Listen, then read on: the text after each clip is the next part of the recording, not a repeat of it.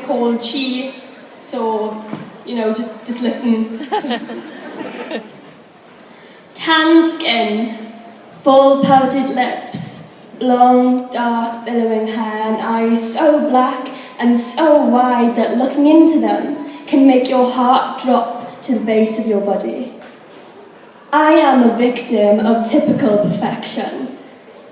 Accused by those, of course, who were unaware that I would spend hours paddling in a bath of red fluid, armoured with the bristles of a used shoe brush in efforts to scratch out the black inside of me. Perfect. The other woman.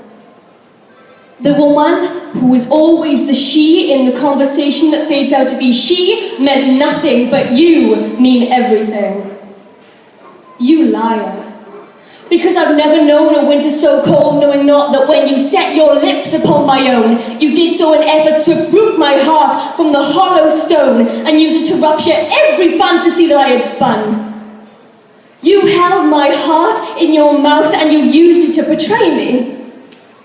That's why every word you spoke sounded like the fast plea of a child attired in ivory curtains who believed that I was destined to be grand and beautiful. You see, I didn't even think that it was possible to love someone so much. I just couldn't understand why Frobisher held a pistol to the roof of his mouth and pulled the trigger over just another who breathed and slept and dreamed until I met you. Until I realised that I breathed and I slept and I dreamed of you for you. The chief sentiment of my heart. And now I'm writing a poem about identity and I can't help but articulate you. I can't stop believing that this is one, that we are one, and that you are my soul and I am yours. Look at me now, crying, I am Heathcliff, how cliché. Shall I tangle my hair, haul up my petticoats and race across the moors to you, my love? Is that what you want? This unhappy ending? What do I want and who am I? Isn't that why I'm writing this poem? Because I'm a 16-year-old girl who thinks she knows what it's like to be broken, a scarred and dashed vessel that heaves and roars under the ravenous tides of a pulsing, throbbing organ. Do I think that because I can string together a few precarious words to form a pretty-sounding sentence, I know what it is like to feel true pain? And yes, in fact I do. But what does that make me? And what am I? A fallen woman? The very woman my precious Constantine Levin emphasized as being the most shameful and repugnant of the race. Is that what I am? Have my perceptions sunk so deep that now even my fictional desires have cast me out as dishonourable?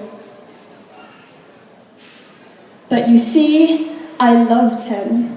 I loved him, and I can count the times he signed the skin, and I've let stained hands crawl up my skirt, whispering, baby, it's not gonna hurt. That all too familiar taste on last night's sheet still stains the tunnels that lead to my heart. Yes, that dissuading flavour that led me to believe that every substance that supposedly nourished me would destroy me. You know, because that's what makes you have those parts, and that's why you wanted me. But look, I proved you wrong. Don't turn away. Don't face your cheek. Look at me. I'm still here. But I don't even want to be a woman anymore. And you'll nod your head and understand. Maybe shed a few tears at my absent womanhood, decrepit frame and hollow eyes. Once soul-consuming, now only reflective, until you grow tired of understanding and you stand behind glass windows, shaking your head, this time in distress. What a shame, what a shame. And you let your heavy breath cloud the barrier that separates the strong from the weak. How did I become the one this side of the barricade, creating carvings in my skin in the form of the poetry I sound? As the words, I beg you in search of escape, got louder, these words got deeper, but at least I will always know that my scars cover my skin and not my soul. This next poem is called My Darling at 22 Weeks, and it's about the other boy. My darling Peter, this is for you. I fell in love with you the moment I first saw you waving across thick film, 5 fingers, 5 toes. And I've fallen in love with you every day since then, when you slapped, when you ate, when you tempered, when you sang my lullaby. But since you stopped eating, the sound of everything else seems so quiet in comparison. And it's so difficult for me to mold my gift into a few clipped stanzas relating to the impugned science of it all, when all I earnestly know to be true is that I once had 2 hearts beating inside of me. And I don't know where to begin.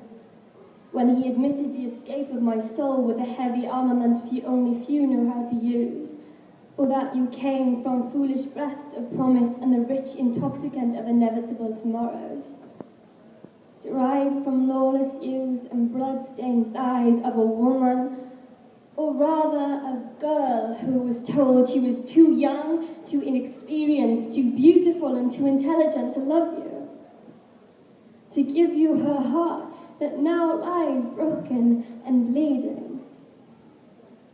Too broken for any sort of science to save. Their tubes, needles and knives can't mend these ruptured heartstrings. They can't fill that gaping hollow where you used to lie with anesthesia, or numb my throbbing thoughts with the doses that help young girls out. They can't turn the left-rested stone back into the pulsing heart that gave you warmth. Life. Your limbs beat to the rhythm of Remember Me, as the whitewashed walls faded into shades of grey, so dreadfully dark that I feared they'd take my heart out instead of yours. But from where I see it now, it would have made no difference. I was dreaming, those secret dreams of what would have become of you and I if we hadn't been given the chance. That place where my fields were walled with a white picket fence, depending the laughter from the accepted results of the man who didn't stain my skin with the grievous shade of violet you were preserved inside. And you see, the melody of the machines was all I could hear. The cadence of your heart, my favourite piece.